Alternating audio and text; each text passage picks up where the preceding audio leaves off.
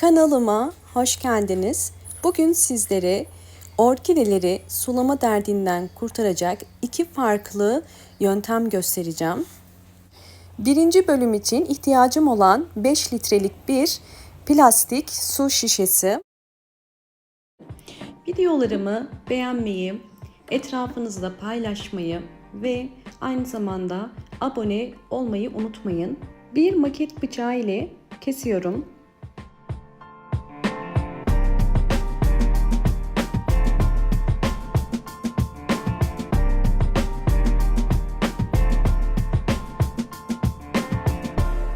Şimdi kapağını bir metal delici ile delikler açacağım.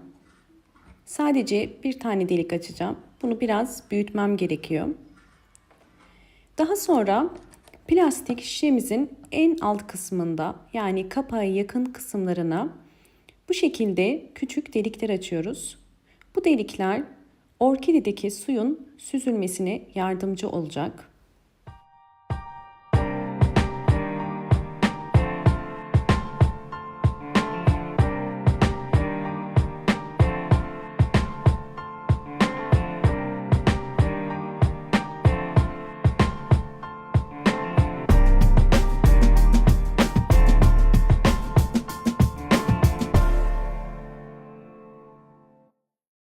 Sulamadan orkide büyütme yöntemi için marketten çiçeksiz bir orkide aldım. Çiçeksiz orkideler marketlerin indirim reyonunda çok uygun fiyata bulabilirsiniz.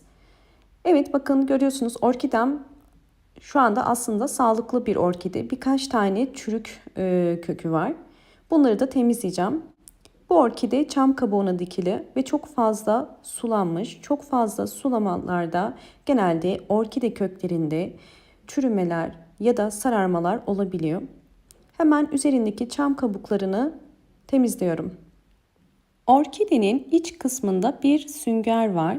Genelde yeni alınan orkidelerde bu şekilde iç kısmında sünger oluyor. Bu süngerin orkidelere zararı aslında çok fazla yok. Sadece fazla sulama yapmamanız gerekiyor. Çünkü fazla sulama sonucu bu sünger fazla su çekerek orkide köklerinin iç kısmından çürümesine ve sararmasına sebep olur. Burada dikkat etmeniz gereken, orkideyi sadece köklerine bakarak sulama yaparsanız ve çok fazla suda bekletmezseniz orkideye zarar vermez bu sünger. Fakat size şimdi yakından göstereceğim. Bakın, süngeri açıyorum ve açtıkça gördüğünüz üzere bakın iç köklerinin tamamıyla sararmaya başladığını sizler de görebiliyorsunuz. Şimdi çürüyen kök uçlarını keseceğim. Burada dikkat etmeniz gereken, sararan kökleri kesinlikle kesmeyin. Bakın bu şekilde kökleri çürüyen ve içi boşalan, sünger gibi olan kökleri sadece kesiyoruz. Şimdi orkidemi yıkayıp dezenfekte edeceğim. Orkideyi dezenfekte etmek için oksijen suyu kullanacağım. Ben genel olarak orkidelerimi dezenfekte etmek için oksijen suyu kullanıyorum. Bunu eczanelerden bulabilirsiniz. %3'lük bir oksijen suyunu, bir yemek kaşığı kadar oksijen suyunu 1 litre suyun içerisine koyuyorum bu şekilde. Ve orkidemi içerisine koyup dezenfekte edeceğim. Bakın, orkidemi yıkadım ve daha yakından görebiliyorsunuz çürüyen yerlerini, sararan yerlerini. Şimdi bu suyun içerisinde 1 saat bekleteceğim. Orkidenizin sadece köklerini değil, yapraklarınızı da silerek dezenfekte edebilirsiniz. Çünkü genelde orkidelerde hem yapraklarda hem de köklerde bir takım hastalıklar ya da böcekler olabiliyor. Eğer orkidelerinizi saksısını değiştiriyorsanız mutlaka orkidelerinizi dezenfekte etmeniz gerekiyor. Yoksa orkidenizde bir hastalık ya da bir çürüme varsa yeni saksısında da devam eder. Bu yüzden bu şekilde hem yapraklarını hem de köklerini dezenfekte etmeyi unutmayın. Evet, daha sonra yeni saksısını alacağım. Şimdi ihtiyacım olan bir ip. Gördüğünüz üzere kalın bir ip kullanıyorum. Çünkü bu ip ile orkidemizin su ihtiyacını karşılayacağız.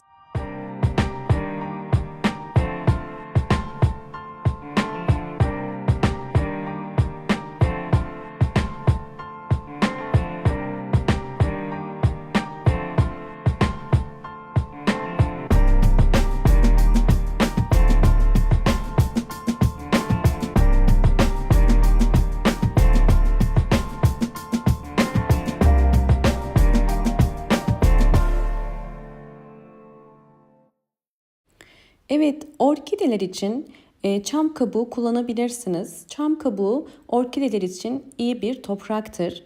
Hemen kesip orkidemin yeni yerini hazırlayacağım. Bakın yakından da gösteriyorum bu şekilde çam kabukları. Tabii çam kabukları değişebiliyor bakın. Üzerinde biraz daha böyle değişik bir yapı var. Normalde kullandığım çam kabuklarından bu biraz daha farklı. Şimdi çam kabuğunu hemen saksının altına döküyorum. Bakın içerisindeki ipi biraz daha yukarı çıkarıyorum. Bu ip önemli, yukarı çıkması. Ve ben orkidelerde özellikle yosun da kullanıyorum. Çünkü yosunun su emme kapasitesi yüksek, nem ortamını sağlıyor. Şimdi orkidemi oksijenli suyun içerisinden çıkarıp hemen çam kabuğunun bakın üzerine koyuyorum. Ve hemen orkidemin iç kısmına özellikle yosun koyacağım. Böylelikle orkidemin daha hızlı kök çıkarmasına bu yosun da yardımcı olacaktır. Evet, şimdi üzerine tekrardan çam kabuğu koyuyorum.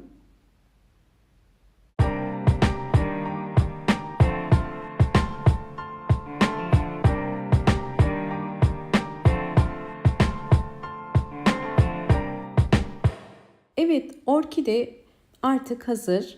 Bakın şöyle yakından da gösteriyorum. Gördüğünüz üzere bu şekilde duracak. Şimdi dalını da göstermek istiyorum. Bakın dalının hemen budama yapacağım. Çünkü buradan çiçek dalı çıkarabilir. Özellikle yeşil boğumun hemen üzerinden kesiyorum. Ve ilk çıkardığı çiçek yeriyle yeşil boğum arasından kesiyorum. Bu şekilde orkidemizin yeni çiçek dalı çıkarmasını da kolaylaştırmış olacağız. Evet, bakın orkidem için hazırladığım saksı sistemini görüyorsunuz. Orkide dalını desteklemesi için bir çubuk koydum. Şimdi bu orkidemizin toprağı kuru olduğu için bu şekilde suyu doldurdum ve iyice içine oturtacağım. Bu suyun içerisinde orkidemi 10 dakika bekleteceğim. Videomu buraya kadar izlediyseniz hemen beğen tuşuna basıp kanalıma da abone değilseniz eğer bana destek olmak için abone olmayı unutmayın. Ve videolarımı çevrenizde arkadaşlarınızla paylaşırsanız da mutlu olurum. Orkide toprağını bu suyun içerisinde 10 dakika beklettim ve suyunu döktüm. Şimdi bakın sadece görüyorsunuz bu kadar bir su koydum. Çok fazla su koymanıza gerek yok ya da kapağa yakın da su koyabilirsiniz. Fakat buradaki sistemde orkide sadece ve sadece ip ile suyu çekecek. Gördüğünüz üzere bakın ipin ucu suyun içerisinde ve ip suyu emerek yavaş yavaş yukarı doğru orkidenin köklerinin ve toprağının ihtiyacı olan suyu çekecek. Ve böylelikle bunun dışında orkidenizi sulamanıza gerek yok. Sadece bir kez bu şekilde su koyuyorsunuz ve artık orkideniz günlerce, aylarca bu suyun içerisinde ki ip ile sadece su ihtiyacını karşılayacak. Kesinlikle sulama yapmayın. Bu orkidemin aylar içerisindeki tüm gelişimlerini ikinci bölümün sonundaki videoda göstereceğim. Şimdi ikinci bölüme geçiyoruz. İkinci bölümde de aynı şekilde orkideyi sulamadan yazın özellikle aylarca pratik bir şekilde su içerisinde orkide yetiştirebilmenin sizlere ikinci versiyonunu ve yöntemini göstereceğim. Bunun için ihtiyacım olan bir pet şişe, 5 litrelik ya da 4 litrelik bir pet şişe kullanabilirsiniz. Bakın bu şekilde ben keseceğim. Kesmek için maket bıçağı kullanıyorum. Kesimi daha da kolay olacaktır.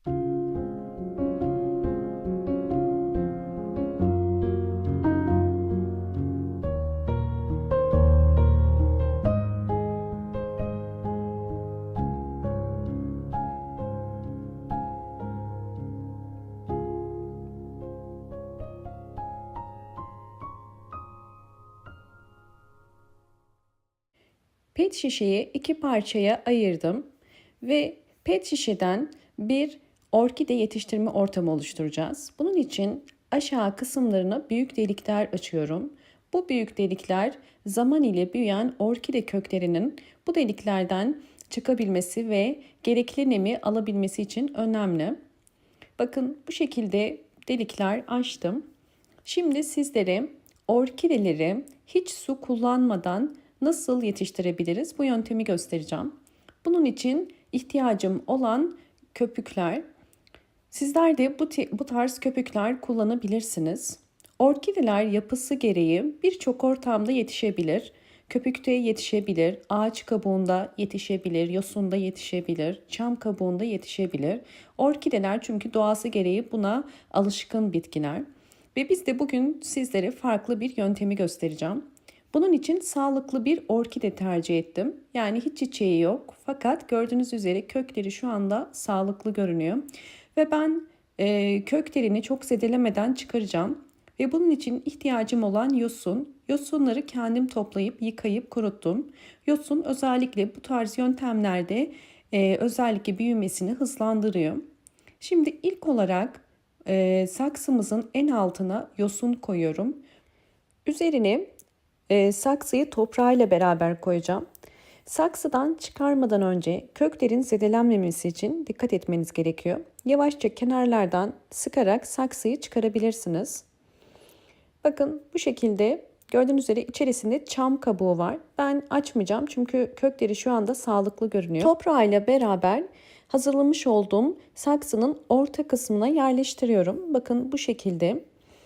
Ve daha sonra orkidenin hızlı bir şekilde gelişim gösterebilmesi için kenarlarına da yosun koyacağım. Yosun özellikle orkide köklerinde yüksek nem tutma kapasitesi sayesinde hızlı bir şekilde aktifleşmesine ve yeni kökler çıkarmasına yardımcı olur. Sizlere de bu tarz yöntemlerde yosunu özellikle kullanmanızı tavsiye ederim. Bütün kenarlarına yosunu koyacağım.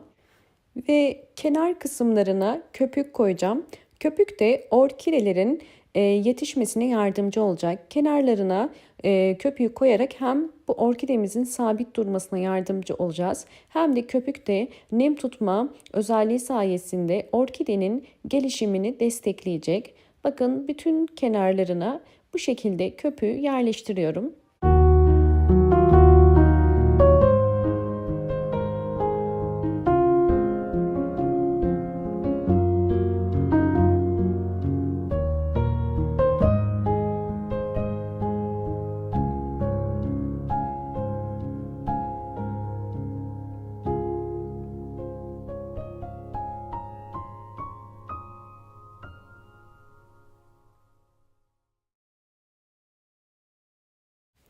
Evet, artık saksımız hazır. Sadece en üst kısımlara yosun koyuyorum.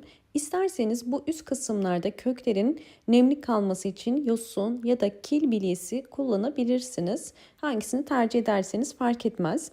Bu şekilde orkidemiz artık yeni yeri için hazır. En altta yosunlar, köpük ve toprak karışımıyla beraber orkidemiz hızlı bir şekilde gelişecek ve bu yöntemde en önemli özellik bir kere su vereceğiz ve ondan sonra artık sulama derdimiz olmayacak. Yani orkideyi artık hiç sulamanıza gerek kalmayacak. Orkideyi sulamadan büyütmek de mümkün. Bakın yeni saksısına koyduktan sonra üzerinden yeterince su koyacağım. Ve daha sonra orkide sadece uç kısmından suyu alarak sürekli bu suyun içerisinde kalacak. Evet, bakın bu şekilde yerleştiriyorum suyun içerisine. Gördüğünüz üzere sadece uç kısmından su alacak. Zaten plastik bir şişe olduğu için zaman ile gevşeyerek aşağı doğru kayacaktır. Bu yüzden çok fazla suyun içerisinde tutmanıza gerek yok. Uç kısmı suyun içerisine koyduktan sonra artık yeterli olur. Alttan yosun suyu yavaş yavaş çekerek kökleri yukarıya doğru bu suyu götürecek ve köklerin gelişimini de sağlamış olacak. Bu yöntemde hiç sulamadan bol ışık alan bir yere koyduğunuz zaman orkideniz gelişecek. Gördüğünüz üzere dallarında da herhangi bir çiçek yok. Birinci bölümdeki ve ikinci bölümdeki iki orkidemin aylar içerisindeki tüm gelişimlerini şimdi sizlerle paylaşacağım.